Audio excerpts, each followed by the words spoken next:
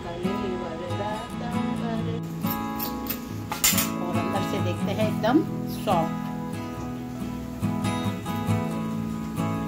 तो ये बन चुके हैं हमारे सारे बॉल्स और इनको साइड। और एक बार यहाँ पर ये हमारी खिचड़ी को चेक कर लेंगे।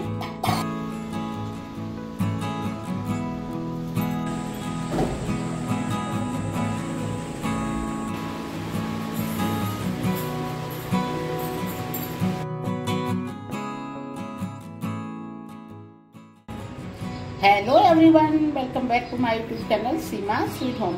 तो आ चुके हैं बालकनी में, सूर्य देव के दर्शन कर लिए हैं। ये मेरा डेली का ही रूटीन रहता है कि मैं अपनी थायराइड की टैबलेट लेती हूँ। तो उसके बाद मुझे 10 से 15 मिनट 20 मिनट थोड़ा टाइम स्पेंड करना होता है, तो मैं बालकनी में आ जाती हूँ। और उसके बाद बनाई है मैंने चाय, क्योंकि थायराइड की टैबलेट में आधे से 1 घंटे का गैप देना होता है। तो चाय थोड़ा रुक करके ही बनाती हूँ। और चाय बनाने के बाद में सबसे पहले यहाँ पर लड्डू गोपाल जी के लिए चाय लेकर चलेंगे। तो ये रही मेरी और चिंटू की चाय, और साथ में लड्डू गोपाल जी की। तो यहाँ बैठे हैं हमारे गोपाल जी। राधे राधे लड्डू।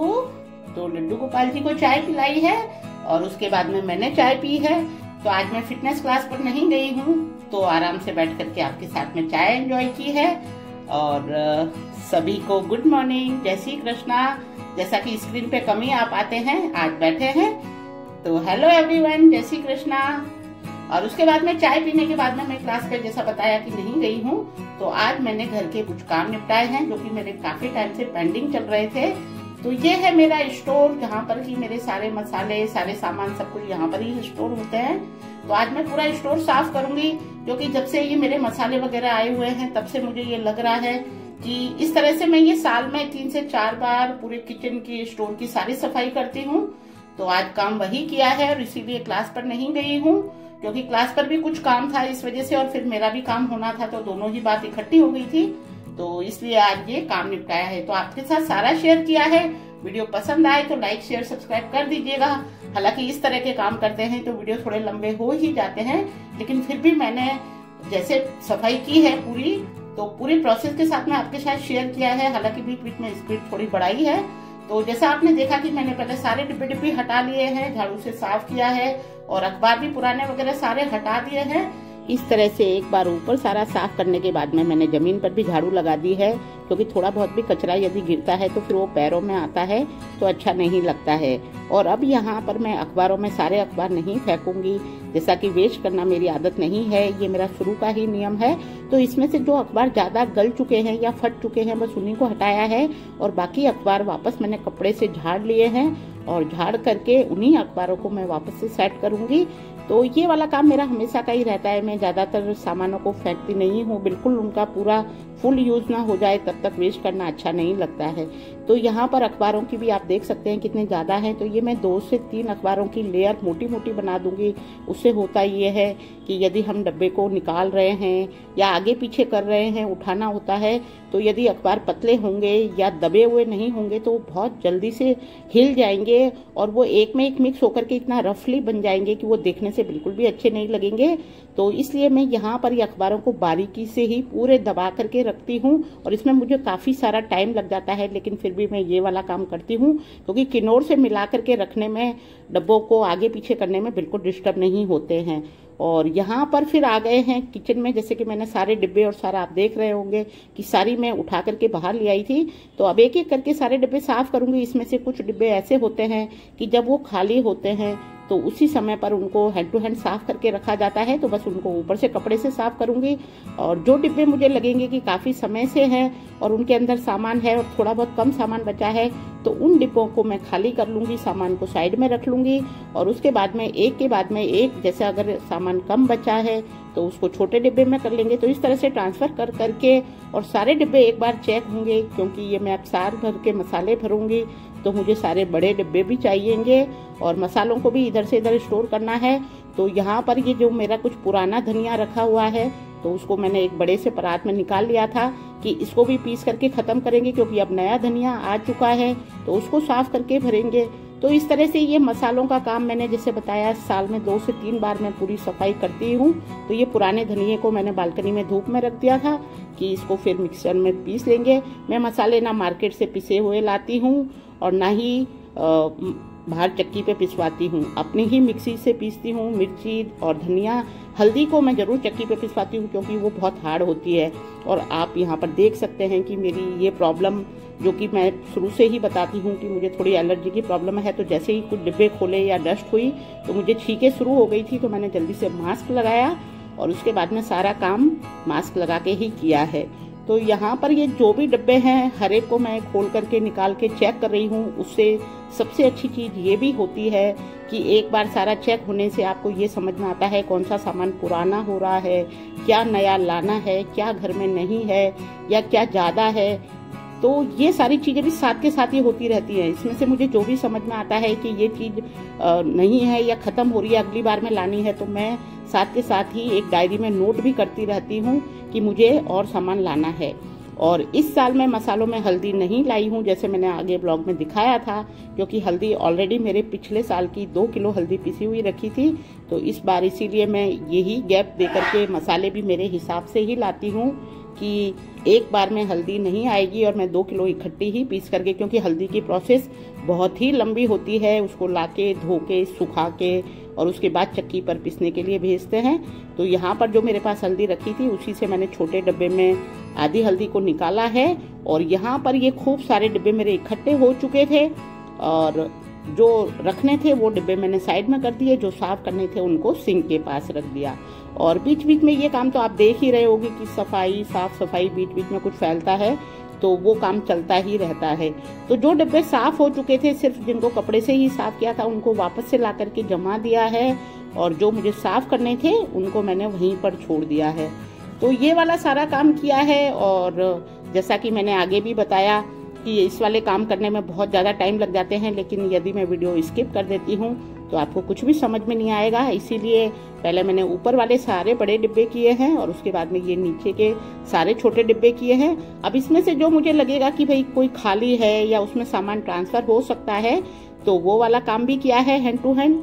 तो यही सारे काम किए हैं और इस तरह से ये पूरी प्रोसेस के साथ में किचन साफ होती है। उस समय पे मुझे कोई डिस्टर्ब भी अच्छा नहीं लगता, इसलिए मैं ये सुबह बहुत जल्दी उठ करके ही ये वाले काम करती हूँ कि उस समय दूसरे काम की कोई जल्दबाजी ना हो।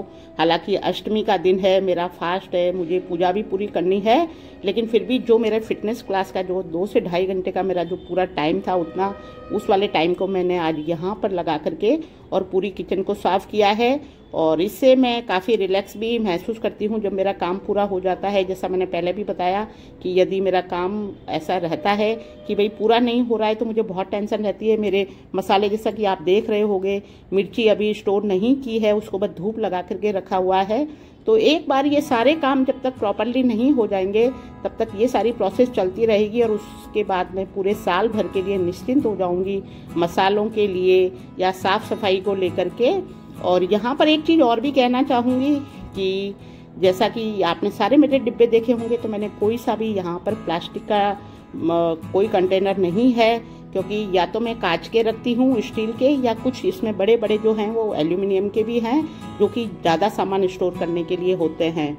तो क्योंकि प्लास्टिक में क्या होता है, सामान भी खराब होता है, वो आपके हेल्थ के लिए भी नुकसान करता है।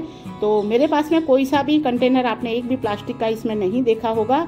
मेरे छोटे छोटे जो रहते हैं वो भी सारे ग्लास के ही रहते हैं या फिर स्टील वगैरह के। और यहाँ पर ये जो मैंने चक्की में ढोकले का आटा पीस करके रखा था, आगे पिछले ब्लॉग में आपको दिखाया था, तो वही आज आटा फिर से एक बार खाली करके रखा है। तो ये सारी प्रोसेस एक साथ चल रही है। बेसन भी पीसा, ढोकले का आटा भी पीसा, मसाले भी भरे जा रहे हैं, तो सारे काम एक साथ हो रहे हैं, इसीलिए ये करना जरूरी था। तो ये सब काम निपटाया है। उसके बाद में सारे डिब्बे मैंने स्टोर में वापस से सेट कर दिए हैं सामान रखने के बाद में। और उसके बाद में सारे बर्तन साफ किए हैं, गैस की पट्टी साफ की है, पूरी किचन साफ की है और उसके बाद में नहाना धोना करके पूजा की है। तो जैसा कि मैंने बताया कि मेरा अष्टमी का फास्ट है और पूजा करनी है, तो मेरी पूजा में भी काफ़ी टाइम लगता है। कि जैसे नवरात्रों की अष्टमी होती है, वैसे ही मैं अष्टमी की पूरी प्रोसेस के साथ में पूजा करती हूँ। और ये महीने में एक बार अष्टमी आती है और उसको इसी तरह से हर बार अष्टमी पे करती हूँ। सिर वगैरह जैसे धो करके पूरा जैसे किया जाता है, वैसे ही ये मेरा फास्ट रहता है। तो वही सारा काम किया है और आपके साथ में सारा शेयर किया है। तो बने रहिए वीडियो के एंड तक।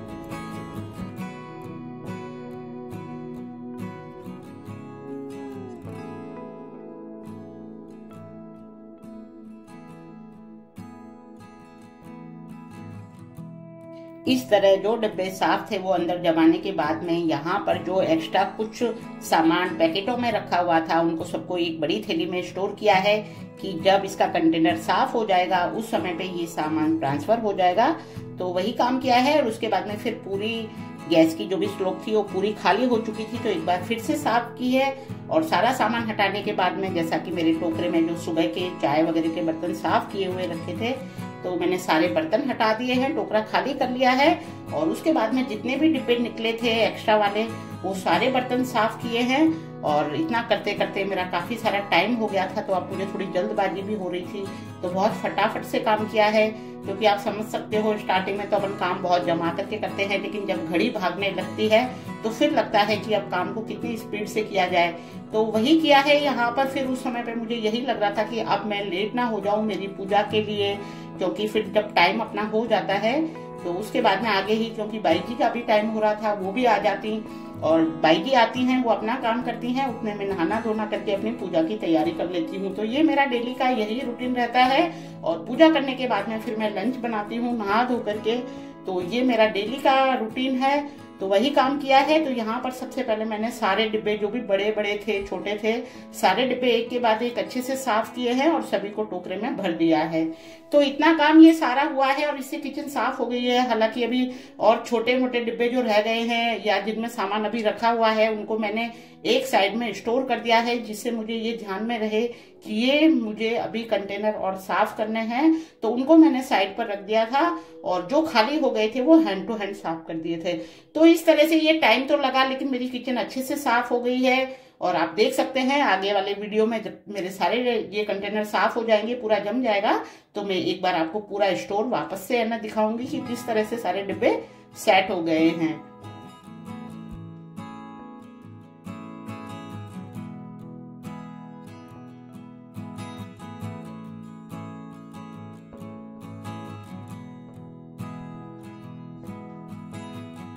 तो इस तरह से आज मैंने जो यहाँ पर पूरी किचन की साफ सफाई की है, वीडियो पसंद आए तो लाइक शेयर सब्सक्राइब कर दीजिएगा और हमें कमेंट करके ज़रूर बताइएगा कि आपको हमारी कौन सी वाली चीज़ ज़्यादा अच्छी लगी। तो उससे हमें भी आगे ये रहेगा कि हमें किस तरह की वीडियो ज़्यादा लाने चाहिए, तो वही कोशिश रहेगी। और उसके बाद में नहा धो करके पूजा की है और फिर फरियार बनाया है, तो बने रहिए एंड तक।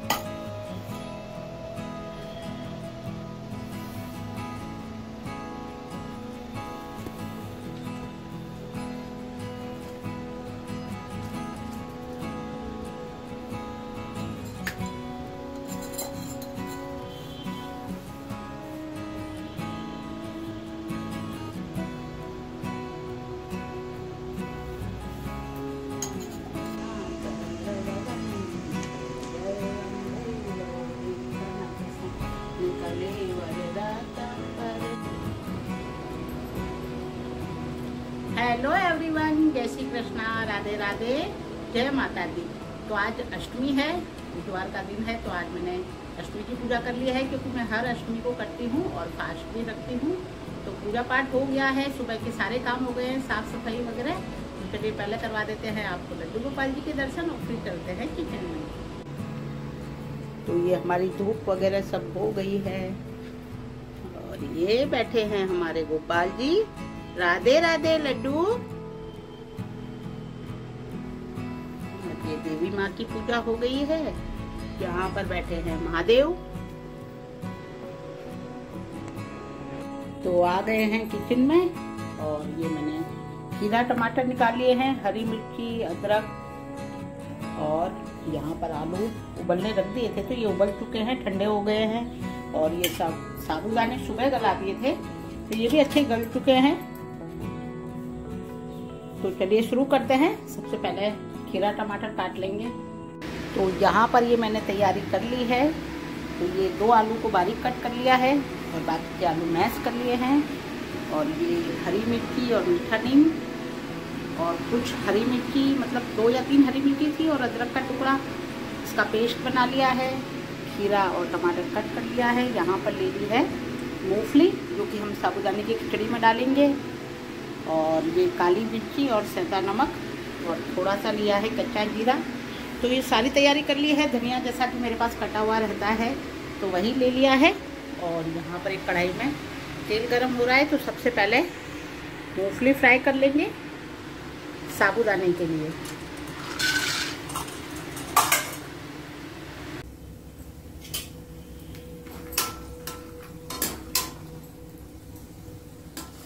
तो ये फ्राई हो चुकी है, तो इनको निकाल लेंगे पहले। और इस तरह हम साबूदाने के ऊपर ही निकाल लेंगे, जिससे ये तेल इसी में चला जाएगा। और यहाँ पर अब ये जो हमने आलू मैश किए हैं, तो इसका मसाला बनाएंगे। तो सबसे पहले डाल देंगे ये अदरक और हरी मिर्ची का पेस्ट।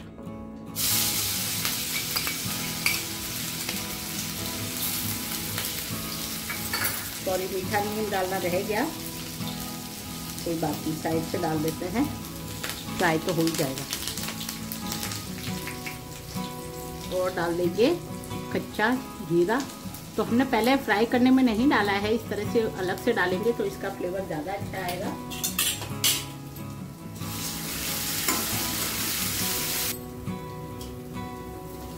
तो ये मसाला भुन चुका है। अब हम डाल देंगे ये आलू का पेस्ट। इसको अच्छे से मैश कर लिया है। आप चाहें तो कद्दूकस कर सकते हैं, मैंने मैशर से मैश किया है इसको।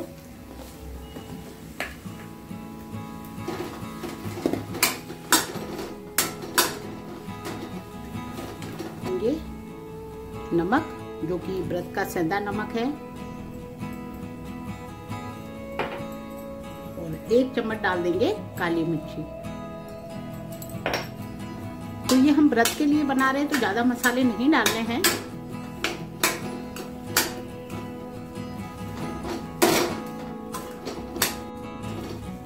तो इसको बहुत अच्छे से मिक्स कर लिया है, जिससे सारे आलू में मसाला मिक्स हो जाए।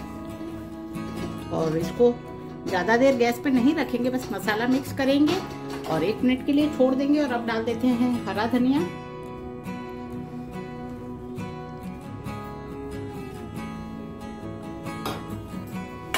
और इसको भी अच्छे से मिक्स करेंगे है। और हमारे आलू भुन चुके हैं ये नीचे इस तरह से। तो अब हम इसको दूसरे बर्तन में ट्रांसफर कर लेंगे। और अब हम इसको ठंडा करेंगे, इसलिए इस तरह से चौड़े बर्तन में निकालेंगे। तो यहाँ पर इसको इस तरह से फैला के थोड़ा ठंडा होने देंगे। और अब इस कढ़ाई में हम ले लेंगे 2 चम्मच घी।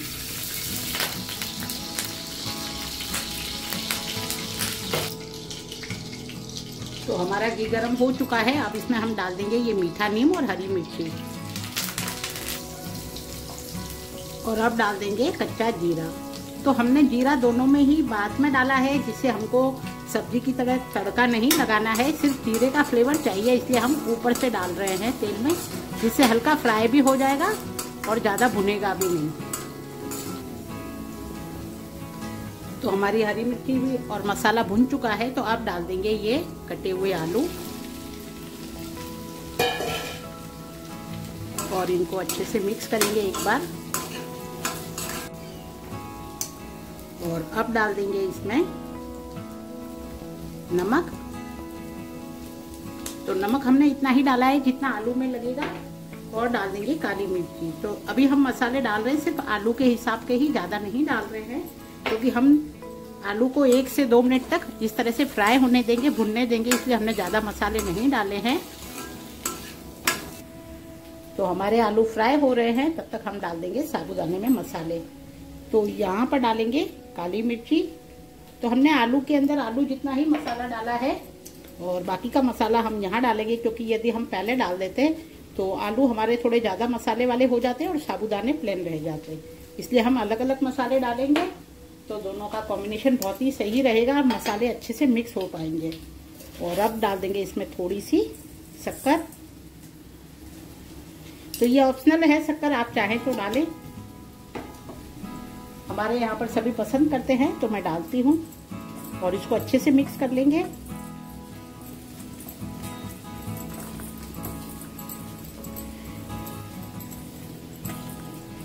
इससे सारे साबूदाने में मसाला अच्छे से मिक्स भी हो जाता है। हमारे आलू फ्राई हो चुके हैं, ये इस तरह से नीचे से हल्के हल्के फ्राई हो चुके हैं। तो अब डाल देंगे हम ये हमारा साबूदाना मिक्स, जिसमें कि हमने मसाले वगैरह सब डाले हुए हैं।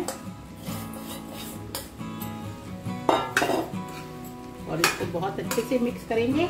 लेकिन साबूदाना डालने के बाद में हमें ज़्यादा देर गैस पे नहीं छोड़ना है, क्योंकि उससे साबूदाने चिपकने लगते हैं।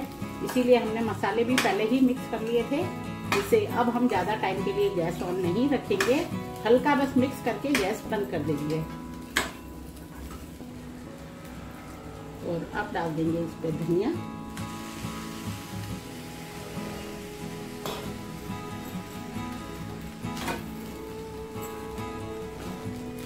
और यहाँ पर अब हमें गैस बंद कर देनी है और ढक देंगे। और इसको 1 मिनट के बाद में खोल करके वापस से अच्छे से मिक्स करेंगे। तो बस साबूदाना इतने ही उससे पक जाता है, इसे ज्यादा नहीं पकाना है। तो यहाँ पर ये आलू का पेस्ट हमारा ठंडा हो चुका है। तो अब हम इसकी बना लेंगे इस तरह से छोटे छोटे बॉल्स।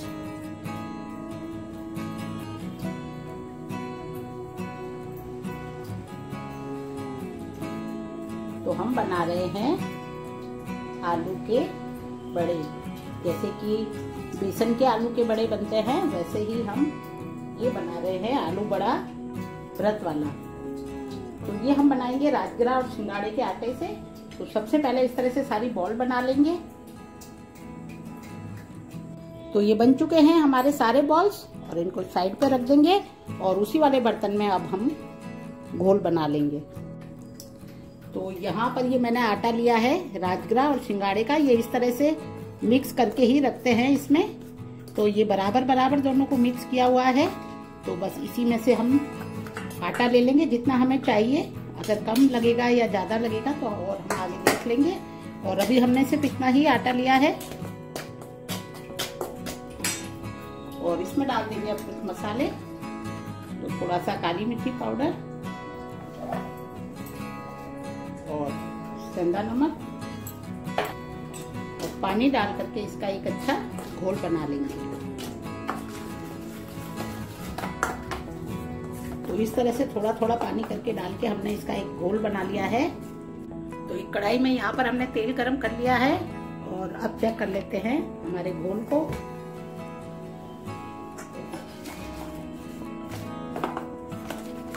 तो एकदम परफेक्ट है ये, हमें कुछ नहीं करना है। बस अब हम इसमें हमारे ये आलू के बॉल्स डुबो करके और तेल में फ्राई करेंगे। तो यहाँ पर ये तेल गरम हो चुका है, हमने चेक किया है थोड़ा सा बैटर डाल के। और अब डाल देंगे हमारे आलू बड़े।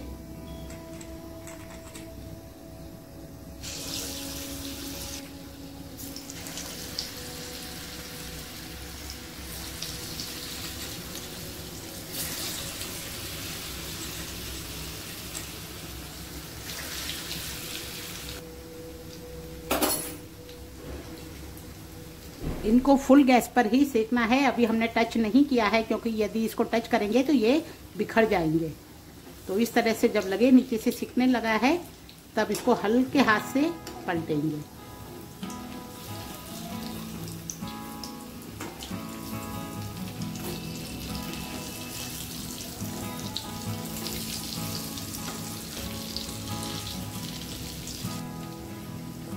ये एक साइड से सिक जाएंगे, तब गैस थोड़ी लो कर देंगे और इसको एक बार और पलट के अच्छे से सेक लेंगे।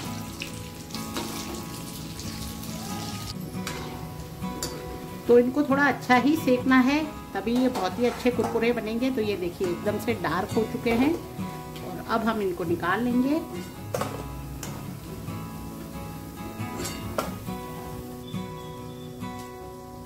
और अब हम गैस फिर से फुल कर देंगे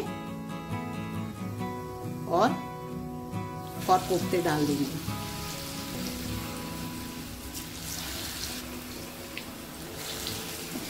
तो इसी तरह हम हमारे सारे आलू बड़े फ्राई कर लेंगे। तो ये बन चुके हैं हमारे कोफ्ते एकदम करारे, और अंदर से देखते हैं एकदम सॉफ्ट। तो देखिए हमारे लड्डू गोपाल जी की थाली में आज क्या है। तो आज है व्रत, अष्टमी है, तो आज सारी पूरी फलाहारी थाली बनाई है। तो ये है आलू बड़े, खीरा टमाटर का सलाद, साबूदाने की खिचड़ी, दही, और रख देते हैं तुलसी और पानी। तो चले लड्डू गोपाल जी का भोग लगाए। इस तरह लड्डू गोपाल जी को भोग लगाने के बाद में चिंटू की प्लेट लगा दी है, और उसके बाद में मैंने अपना व्रत खोला है, जो कि एक टाइम सिर्फ फलाहारी खाना होता है। तो सबसे पहले चिंटू को खाना खिलाया है। हालांकि चिंटू का व्रत नहीं था, लेकिन एक बात यहाँ पर ये भी बताना चाहूंगी कि जैसे कि मेरा फास्ट है, और यदि मैं इस तरह का फलाहार वगैरह बना रही हूँ तो बच्चे पहले ही बोल देते हैं कि आप परेशान मत होना, और आप जो बनाओगी हम वही खा लेंगे, अलग से खाना बनाने की जरूरत नहीं है। तो इससे मेरा काम बहुत इजी हो जाता है और मैं बहुत सारे काम कर भी पाती हूँ। तो इसी तरह सभी को मिलकर के एक दूसरे के सपोर्ट से जब काम करते हैं तो ही ज्यादा काम कर पाते हैं। तो ये चीज यहाँ पर हुई थी, जैसा कि इस बार उसने नवरात्रे भी किए थे। तो ये अच्छी बात है, बच्चों की इस तरह से करते हैं तो अपने को बहुत सपोर्ट मिलता है। तो वीडियो पसंद आया हो तो लाइक शेयर सब्सक्राइब कर दीजिएगा। चलिए चलते हैं फिर मिलने के लिए। तब तक के लिए अपना ख्याल रखें, अपनों का ख्याल रखें, खुश रहें, एंजॉय करें, पूजा पाठ करते रहें। तो चलिए चलते हैं, bye bye, take care, thanks for watching.